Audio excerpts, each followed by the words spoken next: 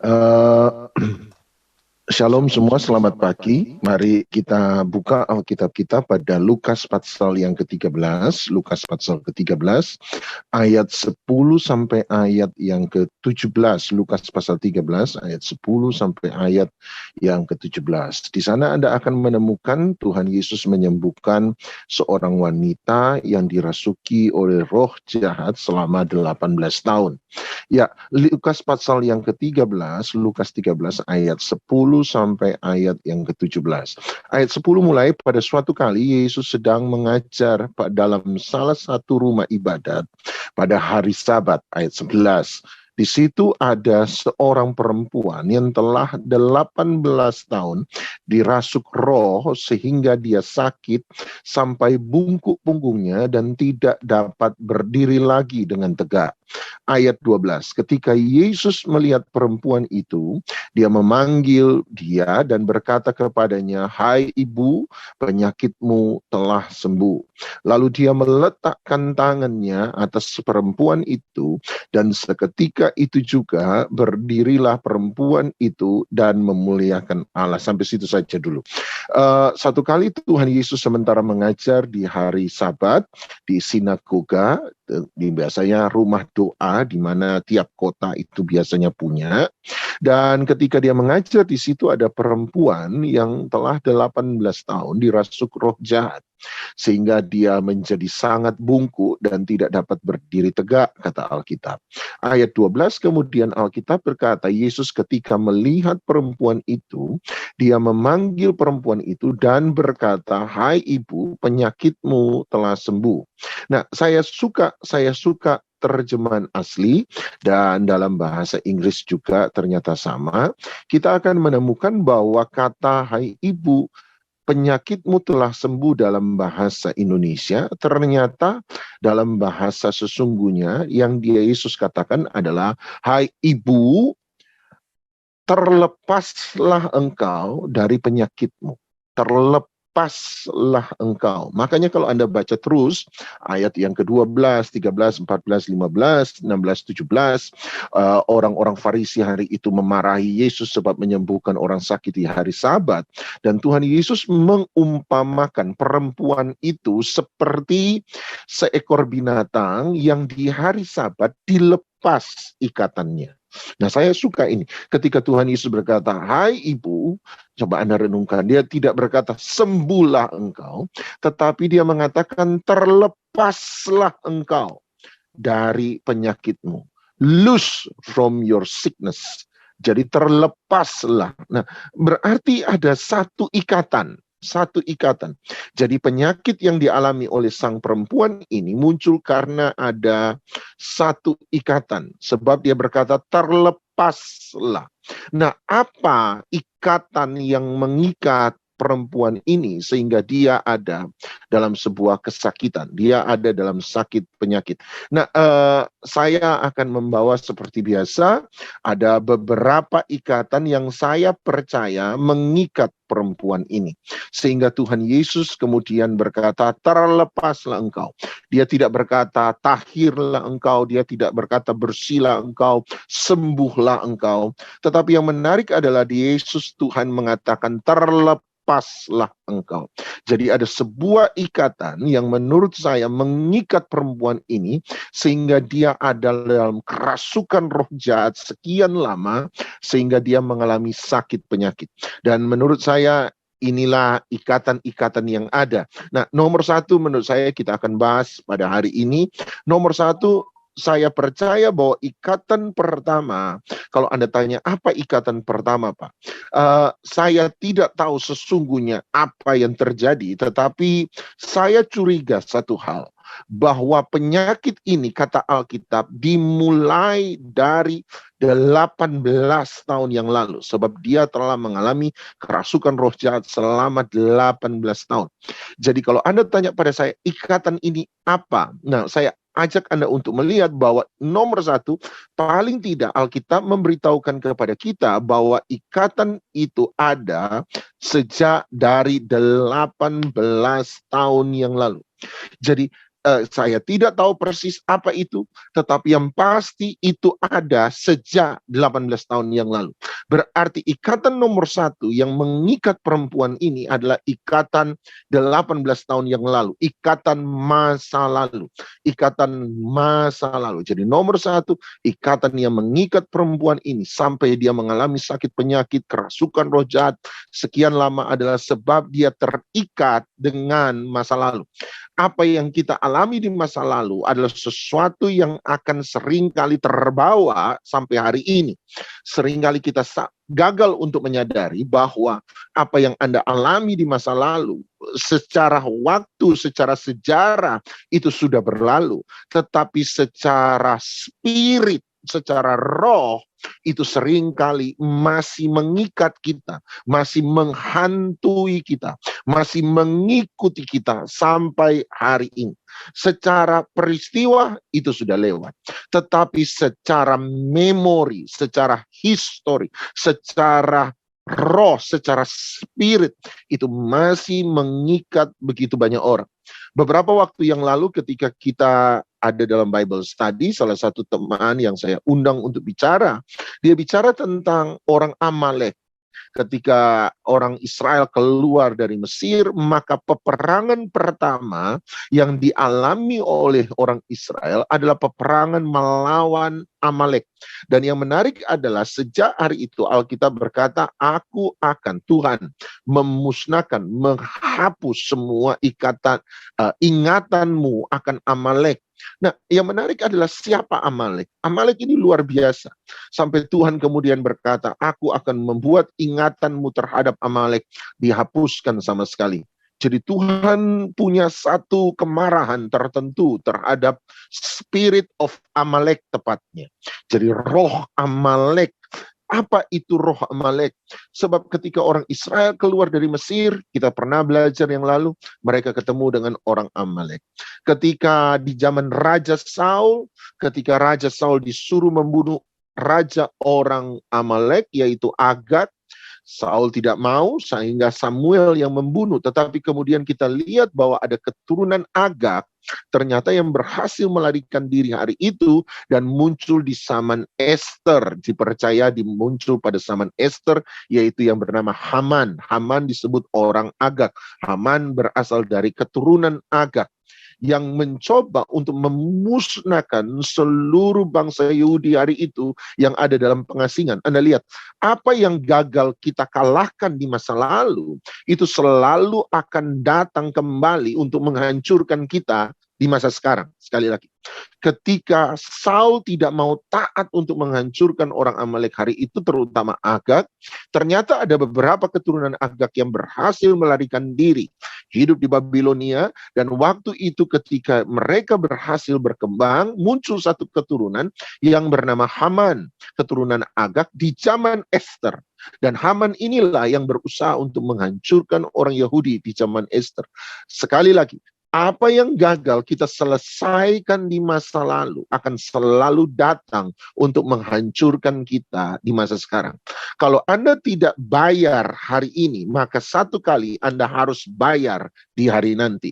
Kalau Anda tidak bisa selesaikan hari ini, satu kali Anda harus bertemu dengan dia kembali di hari nanti. Nah, Amalek ini adalah satu roh yang sangat luar biasa, yang sampai Tuhan berkata harus dimusnahkan, dan kita sudah belajar cukup panjang. Tapi siapa Amalek sesungguhnya? Kejadian 36 ayat 12. Nah, siapa Amalek sesungguhnya? Kejadian 36 ayat yang ke-12.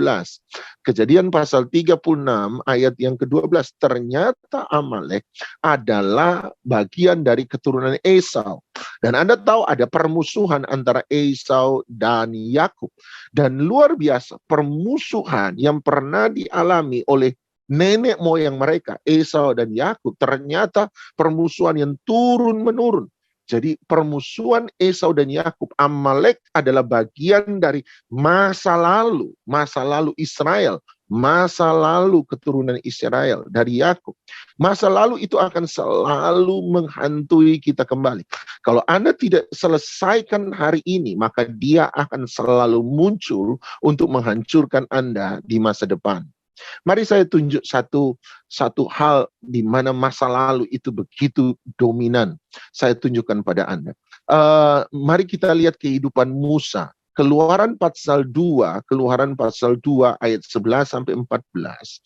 Anda akan temukan di mana Musa ketika melihat ada tentara Mesir. Jadi tepatnya mandor-mandor Mesir menyiksa orang Israel. Alkitab berkata, maka marahlah Musa terhadap orang-orang Mesir hari itu, dan dia membunuh salah satu prajurit Mesir, salah satu mandor Mesir hari itu, dia membunuh. Tetapi karena dia takut ketahuan, dia menguburkannya. Jadi Anda lihat Musa ternyata punya problem dengan kemarahan. Musa punya problem dengan yang namanya kemarahan. Ada satu emosi dalam Musa yang sukar untuk ditutupi. Aneh ya. Orang yang pernah dibilang Tuhan sebagai orang yang paling lembut hatinya di muka bumi, ternyata punya satu masalah dalam emosinya, yaitu masalah kemarahan. Anda lihat coba dalam Bilangan 20 ayat 8 sampai 12.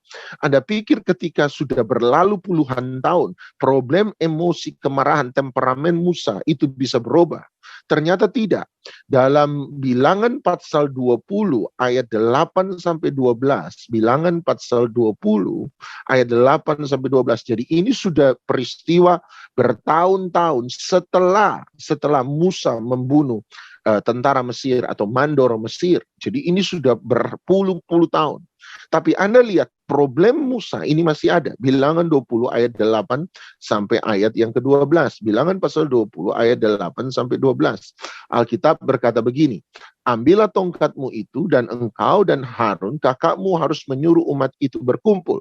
Katakanlah di depan mata mereka kepada bukit batu itu supaya diberi airnya.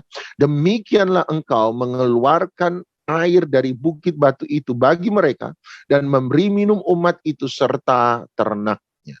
Lalu Musa mengambil tongkat itu dari hadapan Tuhan seperti yang diperintahkannya kepadanya. Ketika Musa dan Harun telah mengumpulkan jemaah itu di depan bukit batu itu, berkatalah dia kepada mereka, dengarlah kepadaku hai orang-orang durhaka. Apakah kami harus mengeluarkan air bagimu dari bukit batu ini? Sesudah itu Musa mengangkat tangannya, memukul bukit batu itu dengan tongkatnya 2 kali. Maka keluarlah banyak air sehingga umat itu dan ternak mereka dapat minum. Tetapi Tuhan berfirman kepada Musa dan Harun, karena kamu tidak percaya kepadaku dan tidak menghormati kekudusanku di depan mata orang Israel, itulah sebabnya kamu tidak akan membawa jemaat ini masuk ke negeri yang akan kuberikan kepadamu. Nah, Anda lihat, kita tahu peristiwa ini, satu kali Tuhan menyuruh Musa dan Harun untuk memberi minum orang Israel dengan cara adalah mengatakan kepada bukit batu, keluarlah air, maka air akan keluar. Tetapi hari itu kita temukan sekali lagi Musa sangat esmosis, saya bilang esmosis, bukan emosi lagi, sudah esmosis, jadi sudah sangat emosi gitu ya. Dan dalam keadaan emosi, kembali lagi ada problem Musa, problem kemarahan, problem temperamen dalam Musa. Jadi Musa punya masalah. Orang yang paling lembut hatinya kita temukan ternyata punya problem kemarahan, punya problem temperamen yang coba, saya percaya, dia coba untuk menahan, dia coba untuk berurusan dengan problem kemarahan. Ada banyak kali Musa menjadi orang yang sabar, tapi hari itu kembali lagi problem emosi Musa muncul kembali, temperamen Musa muncul kembali. Tiba-tiba dia mengumpulkan orang Israel dan berkata, hai orang-orang durhaka. Tuhan tidak pernah suruh dia mengatakan pada orang Israel orang durhaka. Dia begitu marah, dari situ ketahuan bahwa dia menjadi sangat temperamen. Hati-hati, hadirat Tuhan ketika bercampur dengan emosi. Lihat, mujizat tetap terjadi. Sekali lagi, ketika hadirat Tuhan, urapan Tuhan hadir bercampur dengan emosi, perhatikan, mujizat tetap terjadi. Air tetap keluar dari batu. Mereka tetap bisa minum di situ. Mereka melihat banyak hal yang luar biasa. Tetapi mujizat yang terjadi tetap bukan pembenaran terhadap sikap yang salah. Tetap mujizat yang tapi mujizat jadi. Tetap walaupun mujizat jadi, itu bukan pembenaran terhadap temperamen, emosi, perlakuan, perkataan Musa yang salah. Tuhan harus menghukum Musa karena apa yang salah dia perbuat. Jadi Musa punya problem dengan yang namanya emosi. Musa punya problem dengan yang namanya kemarahan. Nah, pertanyaannya, dari mana itu? Oh, karena temperamentalnya semata-mata. Oh, tunggu dulu. Coba Anda lihat Kejadian pasal 49 ayat 5 sampai ayat 7. Siapa Musa? Kejadian 49, Anda akan selalu menemukan pertanyaan. Siapa dia? Musa. Musa berasal dari mana? Suku mana? Suku Lewi. Dan perhatikan baik-baik apa yang Alkitab katakan tentang suku Lewi. Lihat Kejadian 49 ayat 5 sampai ayat 7. Luar biasa. Disinilah the root problem. Disinilah akar persoalan yang sesungguhnya. Kenapa orang baik melakukan sesuatu yang jahat? Kenapa orang baik bisa melakukan sesuatu yang jahat? Ternyata problemnya ada di sini. Kejadian 49 ayat 5 sampai 7. Simeon dan Lewi, siapa Musa? Suku Lewi. Simeon dan Lewi bersaudara. Perhatikan, senjata mereka ialah alat kekerasan. Ayat 6, janganlah kiranya jiwaku turut dalam permufakatan mereka. Janganlah kiranya rohku bersatu dengan perkumpulan mereka. Sebab, perhatikan, dalam apa? Kemarahannya mereka telah membunuh orang. Musa melakukan itu di Keluaran pasal 2, membunuh orang. Dan dalam keangkaraannya, dalam self-will, kehendaknya sendiri, mereka telah memotong urat keting lembu. Terkutuklah, ini persoalan Simeon dan Lewi apa? Kemarahan mereka. Sebab amarahnya keras, terkutuklah keberangan mereka, nafsu mereka, amarah mereka, kebencian mereka, emosi mereka. Sebab berangnya kemarahan mereka, emosi mereka, bengis. Aku akan membagi-bagikan mereka di antara anak-anak Yakub dan menyerahkan mereka di antara anak-anak Israel. Apa problem? Why good people do bad things? Kenapa ada orang baik? Rohani. Tetapi melakukan sesuatu yang kita tidak pernah sangka. Salah satu alasannya, saya tidak berkata ini satu-satunya, tapi salah satu alasannya ini apa? Berasal dari masa lalu. Orang tuanya, Lewi. Dia berkata, Lewi punya problem. Dan problem dari Lewi adalah kemarahan. Aku tidak akan pernah menjadi satu dalam perkumpulan mereka. Aku tidak akan pernah bersatu jiwa turut dalam permufakatan mereka. Kenapa? Sebab mereka punya alat yang bernama kekerasan. Musa orang baik. Dan tetap saya akan mengatakan Musa orang yang baik. Tetapi kenapa orang baik punya problem dengan kemarahan? Kenapa orang baik punya problem dengan sesuatu yang buruk? Kenapa? Dan kalau dikembalikan, dia berkata, that's from the past. Itu berasal dari masa lalu. Itu berasal dari masa lalu. Wow, luar biasa. Menurut saya, ini kita perlu renungkan dengan sangat-sangat baik. Bahwa ada hal-hal Anda baik, tetapi kenapa saya bergumul dengan hal ini begitu lama dan sulit untuk dilepaskan, sulit untuk diselesaikan. Musa mencoba untuk menahan dan dia berhasil. Di satu titik dia berhasil menahan emosinya. Puluhan tahun, sukar emosinya muncul. Tetapi kemudian kita temukan, Musa satu kali lepas kendali. Dia melakukan kembali apa yang salah. Kenapa dia melakukan itu? Saya tidak akan pernah menyalahkan Musa. Tetapi saya harus mengatakan, that's from the past. Itu dari masa lalu. Apa yang gagal kita selesaikan hari ini, satu kali akan menghantui kita, akan melawan kita, akan mencoba menghancurkan kita di masa yang akan datang. Nah, bagaimana supaya saya bisa berurusan dengan masa lalu saya? Saya tahu secara prinsip ini mudah, secara perkataan ini gampang, tetapi secara spirit, secara roh, Ini tidak pernah mudah, tidak pernah mudah. Tapi mari saya beritahu bagaimana cara kita paling tidak untuk menyelesaikan persoalan dengan masa lalu kita. Nomor satu kita harus mengakui bahwa kita punya problem itu. Kita harus mengakui bahwa kita punya masalah tersebut. Walaupun Anda baik, tapi setiap orang belum tentu sempurna. Kita harus mengakui bahwa kita punya masalah dalam hal ini. Kalau saya jadi Musa, saya harus mengakui bahwa saya punya masalah dengan temperamental saya. Saya punya masalah dengan emosi saya punya masalah dengan kemarahan saya. Makanya ada istilah dari Edwin Louis Cole sebenarnya. Kejujuran adalah awal dari sebuah pemulihan. Ketika kita mau menyelesaikan persoalan-persoalan dalam hidup kita, kita harus mengakui, nomor satu, kita harus mengakui bahwa ada sesuatu yang salah dalam hidup kita. Yang membutuhkan tabib bukanlah orang sehat. Yang membutuhkan tabib adalah orang sakit. Selama Anda tidak mengakui bahwa Anda sakit, ada sesuatu yang salah dalam hidup Anda tidak akan merasa memerlukan tabib. Anda tidak akan merasa memerlukan dokter. Kalau Anda butuh pertolongan, nomor satu, Anda harus mengakui bahwa Anda punya persoalan, Anda punya masalah. Mazmur 106 ayat 6 sampai ayat yang ke-7. Mazmur pasal 106 ayat yang ke-6 sampai ayat yang ke-7. Mazmur pasal 106 ayat yang ke-6 sampai ayat yang 7. Dia berkata, Mazmur 106 ayat 6, kami dan, perhatikan, bukan cuma saya, tapi saya dan nenek moyang kami telah berbuat dosa. Jadi kami dan nenek moyang kami punya dosa yang sama. Kami telah bersalah, kami telah berbuat fasik. Ayat 7, nenek moyang kami di Mesir tidak mengerti perbuatan-perbuatanmu yang ajaib, tidak ingat besarnya kasih setiamu, tetapi mereka memberontak terhadap yang maha tinggi di tepi laut Teberau.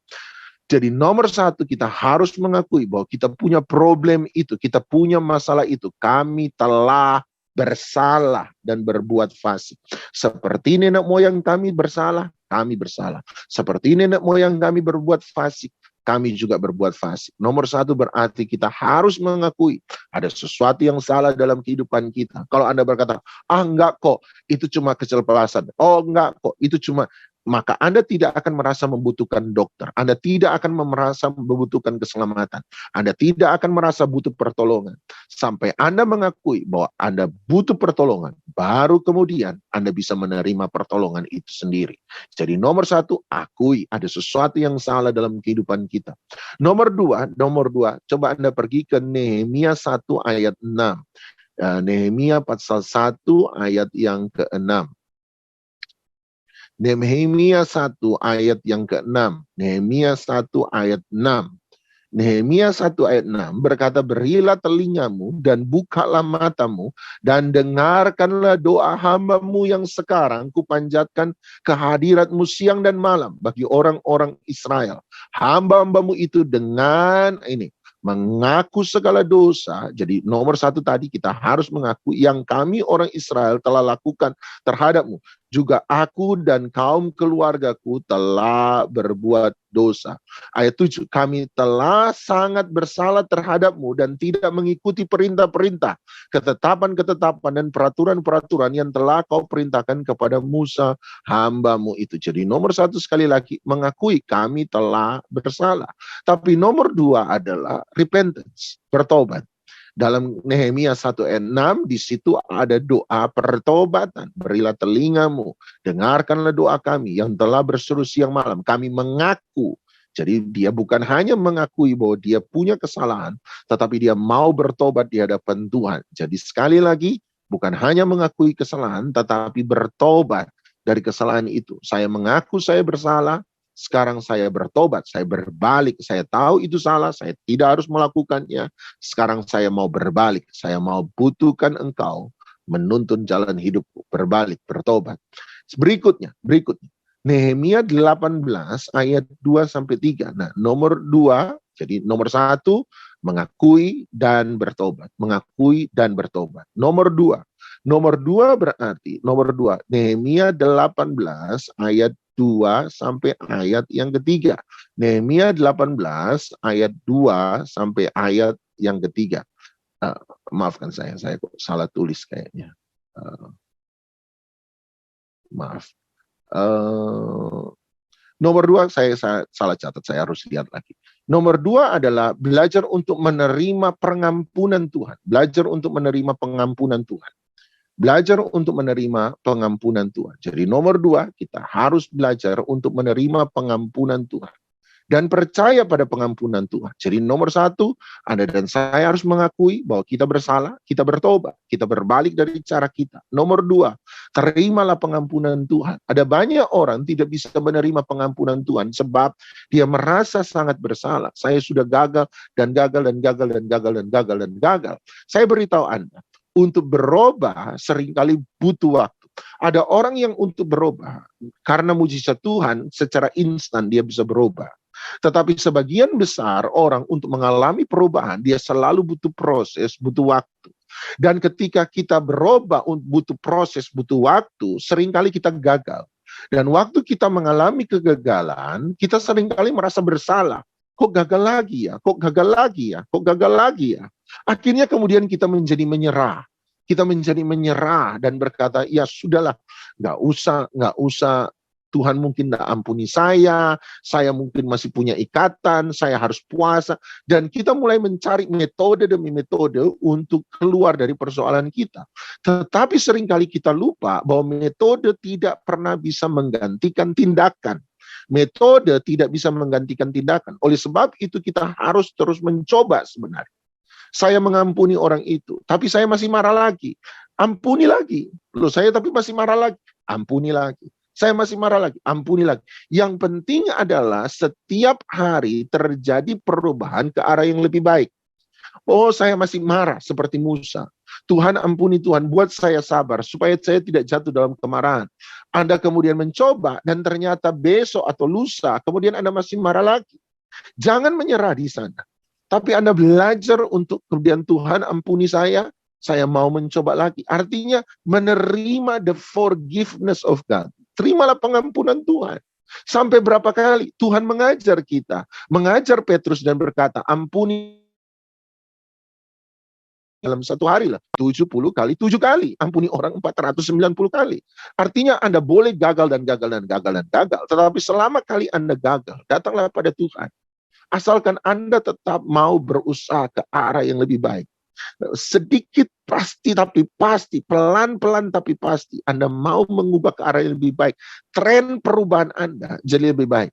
Misalnya, Anda dulu hanya bisa marah, Anda marah tiap hari. Sekarang Anda mulai berubah, Anda marah 2 hari sekali. 2 hari sekali. Bukankah itu lebih baik dari kemarin? Tapi Anda seringkali dan saya seringkali merasa, aduh gagal lagi.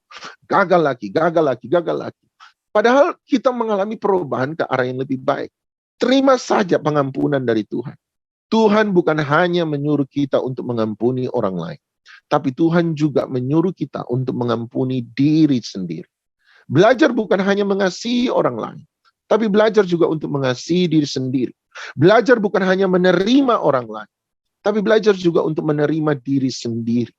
Seringkali kita menekankan tentang menerima orang lain, mengampuni orang lain, mengasihi orang lain. Tapi kita gagal untuk menerima, mengampuni, dan mengasihi diri sendiri. Kita lupa bahwa kasih kita kepada sesama manusia bersumber dari kasih kita kepada diri sendiri. Kasih kita pada diri sendiri bersumber dari kasih kita kepada Tuhan. Bukankah Tuhan Yesus berkata, kasihilah sesamamu manusia seperti apa? Dirimu sendiri. Jadi kalau Anda keras pada diri sendiri, maka Anda akan keras kepada orang lain. Kalau Anda membenci diri sendiri, maka Anda akan membenci orang lain. Sebab kasih kepada sesama lahir dari kasih kita kepada diri sendiri. Tuhan melihat Anda, dan Tuhan bisa melihat Anda melampaui semua kecacatan Anda. Belajar juga sama seperti Tuhan, melihat diri kita sendiri, melampaui segala kecacatan kita. Belajar untuk embrace, memeluk, merengkuh pengampunan Tuhan. Pengampunannya sangat besar. Kalau hari ini Anda masih gagal, ingatlah satu hal, bahwa Tuhan mengasihi Anda. Kalau Dia bisa melihat Anda dalam segala kegagalan Anda, sebagai satu pribadi yang ditebus, maka saya juga harus bisa menerima diri saya, bukan sebagai orang sempurna, tetapi terimalah diri kita sebagai orang yang sudah ditebus oleh Tuhan. Hari ini, mari embrace kembali merengkuh the forgiveness of God, pengampunan dari Tuhan. Nomor 1, akui dan bertobat. Nomor 2, terima, percaya pada pengampunan Tuhan yang besar. Jauh lebih besar daripada semua kegagalan-kegagalan kita. Yang terakhir, Yeremia 31 ayat 31 sampai 34. Yeremia 31 ayat 31 sampai 34. Yeremia 31 ayat 31 sampai 34. Sesungguhnya akan datang waktunya, demikianlah firman Tuhan, aku akan mengadakan perjanjian baru dengan kaum Israel dan kaum Yehuda, bukan seperti perjanjian yang telah kuadakan dengan nenek moyang mereka pada waktu aku memegang tangan mereka untuk membawa mereka keluar dari tanah Mesir. Perjanjianku itu telah mereka ingkari, meskipun aku menjadi Tuhan yang berkuasa atas mereka. Demikianlah firman Tuhan. Tetapi beginilah perjanjian yang kuadakan dengan kaum Israel. Sesudah waktu itu, demikianlah firman Tuhan, aku akan menaruh Tauratku dalam batin mereka, menuliskannya dalam hati mereka. Maka aku akan menjadi apa? Allah mereka, dan mereka akan menjadi umatku. 34, dan tidak usah lagi orang mengajar sesamanya atau mengajar saudara-saudaranya dengan mengatakan, kenallah Tuhan, sebab mereka semua besar kecil akan mengenal aku. Demikianlah firman Tuhan, perhatikan, sebab aku akan mengampuni kesalahan mereka dan tidak lagi mengingat dosa mereka. Kapan Tuhan mengampuni kesalahan dan tidak lagi mengingat dosa? Kapan? In the covenant, dalam perjanjian. Jadi yang ketiga, tetaplah dalam perjanjian dengan Tuhan. Tuhan mengampuni saya, ya, selama Anda ada dalam perjanjian dengan Tuhan. Apa artinya ada dalam perjanjian dengan Tuhan? Tadi dia berkata, aku akan menjadi Allah bagi mereka. Allah itu apa? Allah adalah satu pribadi yang menjadi Bapa kita, yang menerima kita, sumber yang memelihara kita, tuntunan dalam hidup kita, raja dalam kehidupan Anda dan saya. Tetap dalam covenant, tetap dalam perjanjian dengan Tuhan. Sebab selama dalam perjanjian dengan Tuhan, Dia mengampuni kesalahan kita dan tidak lagi mengingat dosa-dosa kita. Artinya yang lalu, masa lalu tidak akan lagi Dia ingat. Artinya masa lalu tidak akan lagi memberi efek dalam hidup Anda. Tidak akan lagi punya kuasa dalam kehidupan Anda. Have a covenant dengan Tuhan. Ikatan masa lalu itu mengikat kita, Anda dan saya. Artinya kita punya covenant dengan masa lalu. Tetapi sekarang ceraikan, putuskan covenant kita dengan masa lalu. Dan punyalah covenant dengan Tuhan, ikatan dengan Tuhan. Yang lalu saya ajarkan orang dan saya bilang begini. Biasanya kalau ketika terjadi pernikahan, waktu terjadi pernikahan, maka salah satu acara yang paling ditunggu-tunggu adalah setelah pemberkatan nikah, maka sang mempelai pria harus membuka cadar sang mempelai wanita, cadar sang mempelai wanita, ya. Anda ingat ya, ketika membuka cadar, maka sang mempelai wanita, beda dengan sekarang, dulu cadarnya itu tidak transparan, agak samar-samar gitu ya, agak samar-samar. Makanya Yakub tidak bisa mengenali itu Rahel. Ternyata Rahel sudah dirubah jadi Lea gitu ya. Karena cadarnya kalau sekarang transparan Bapak Ibu ya, jadi mudah dilihat mukanya. Tapi dulu kan enggak. Memang benar-benar hanya agak samar-samar, tertutup, benar-benar tertutup. Jadi Yakub tidak pernah tahu. Artinya for the first time, untuk pertama kali dalam upacara pernikahan itu, sang mempelai pria melihat wajah mempelai wanita dan sang mempelai wanita melihat wajah sang mempelai pria adalah ketika mereka buka cadar. Ketika buka cadar for the first time, mata sang mempelai wanita melihat wajah sang mempelai pria dan mata sang mempelai pria melihat wajah sang mempelai wanita. That's covenant. Itulah perjanjian. Wajah siapa yang Anda lihat tiap hari? Itulah mempelai Anda. Kalau Anda lihat buka mata, nomor satu yang Anda lihat, Anda buka cadar gitu, yang Anda lihat adalah wajah Yesus. You married with Jesus. Anda menikah dengan Yesus. Tapi kalau tiap pagi Anda bangun, nomor satu yang Anda lihat masalah, berarti Anda menikah dengan masalah. Suami Anda masalah. Makanya Anda tengking 1000 kali itu masalah. Masalah pergi. Masalah tidak mungkin pergi. Kenapa? Sebab Anda nikah dengan masalah. Amin, amin. Kalau yang Anda lihat marah terus, nomor satu Anda buka mata, marah. Nomor satu buka mata, khawatir terus, berarti Anda menikah dengan kemarahan, Anda menikah dengan kekhawatiran. Anda tengking 1000 kali, Anda pakai doa puasa Esther, tidak akan pernah ngefek. Sebab kenapa? Anda menikah dengan masalah Anda menikah dengan kemarahan Anda menikah dengan kekhawatiran Anda. Saran saya, have a covenant. Bercerai dengan kekhawatiran Anda, bercerai dengan masalah Anda, bercerai dengan kemarahan Anda, dan menikahlah dengan Tuhan. Kemarahan masih ada, persoalan masih ada, yes. Tetapi setiap hari yang Anda pandang adalah wajahnya Yesus. Covenant dengan Dia, menikahlah dengan Dia. Jangan tiap hari lihat masalah. Kalau enggak, Anda nikah dengan masalah. Tapi tiap hari lihat wajah Yesus. Masalah boleh tetap ada, tetapi di tengah-tengah masalah, lihatlah wajah Yesus. Maka Anda berarti menikah dengan Dia. Sebab di dalam covenant, disitulah ada pengampunan. Disitulah ada penerimaan dari Tuhan. Aku tidak akan lagi mengingat kesalahan mereka. Mari kita datang pada Tuhan. Kita datang pada Dia. Ini aku, semua milikku, ku serahkan padamu, Tuhan. Penyesalan dan kebanggaan, suka dan duka, semua ku serahkan.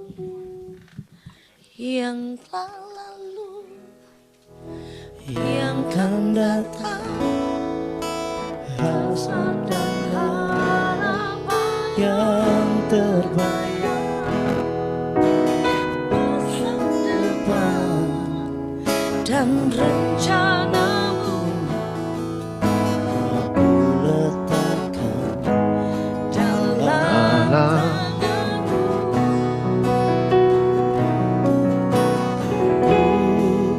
Persembahkan hidupku kepadamu, Tuhan, untuk kemuliaan ku berikan hidup sebagai persembahan yang berkenan padamu. Ku persembahkan hidupku kepadamu, Tuhan, untuk kemuliaan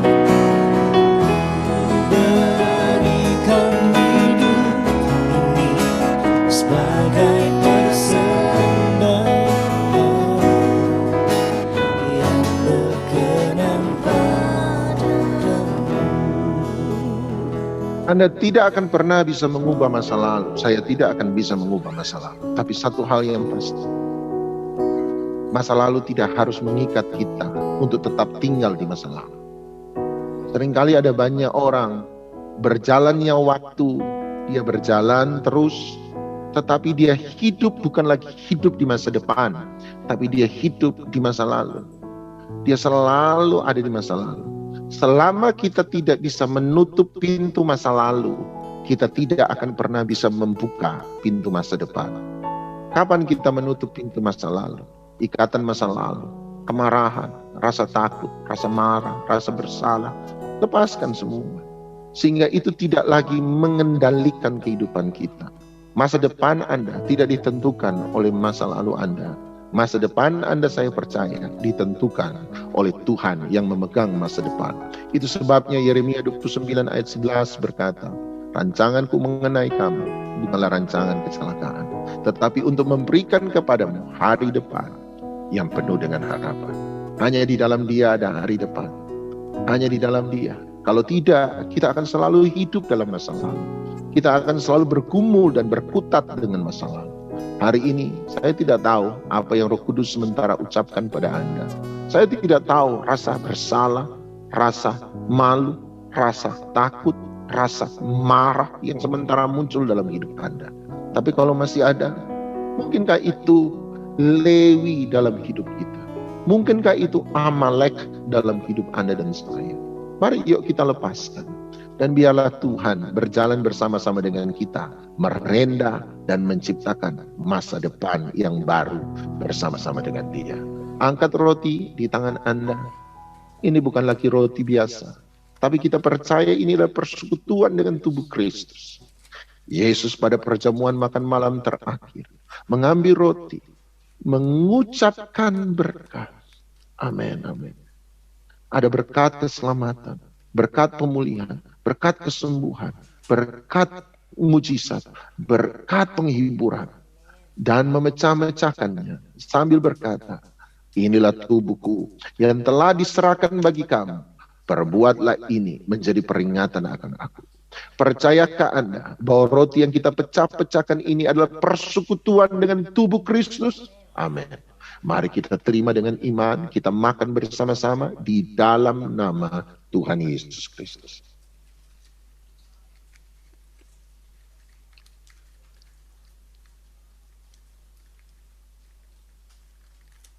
Terima kasih.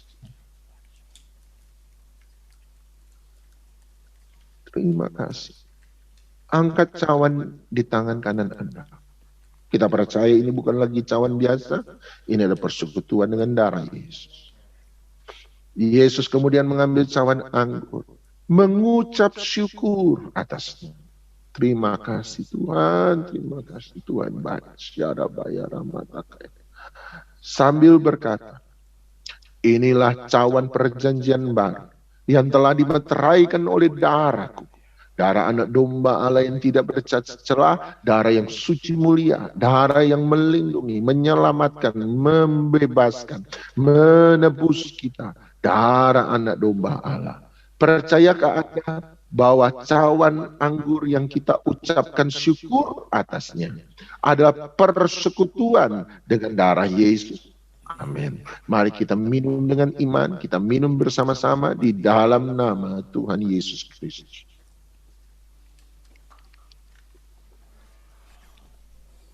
Terima kasih, terima kasih. Ku persembahkan ini kepadamu Tuhan, untuk kemuliaan ku berikan sebagai persembahan yang berkenan padamu. Rindu kami selamanya. Ku persembahkan hidupku kepadamu Tuhan, untuk kemuliaan-Mu, dan ku berikan hidup ini sebagai persembahan yang berkenan pada. Ku berikan hidup padamu Yesusku, kepadamu Yesusku. Ketika Tuhan meminta hidup kita, Dia bukan hanya meminta harta kita, Dia bukan hanya meminta uang kita, Dia bukan hanya meminta waktu kita. Serahkan semua itu pada Tuhan. Tapi juga Dia berkata, serahkanlah segala kuatirmu kepada Tuhan. Artinya Dia juga meminta yang terburuk dalam hidup Anda. Dia bukan hanya meminta yang terbaik dalam hidup Anda, tetapi Dia juga meminta yang terburuk. Semua kegagalan Anda, semua kesalahan Anda, semua rasa bersalah Anda. Mari serahkan pada Dia. Dia sanggup untuk memulihkan kembali. Seperti dalam Yeremia, Dia mengubah satu penjunan yang ketika rusak dan hancur, Dia membentuk kembali. Dan hamba berdoa ya Bapa, Engkau bentuk semua kami kembali. Lepas dari ikatan masa lalu kami. Lepas dari lewi-lewi kami. Lepas dari amalek-amalek kami. Dan biarlah kami menerima satu masa depan bersama-sama dengan Engkau. Terimalah segala berkat daripada Allah Bapa, cinta kasih sayang dan syafaat daripada Tuhan kita Yesus Kristus.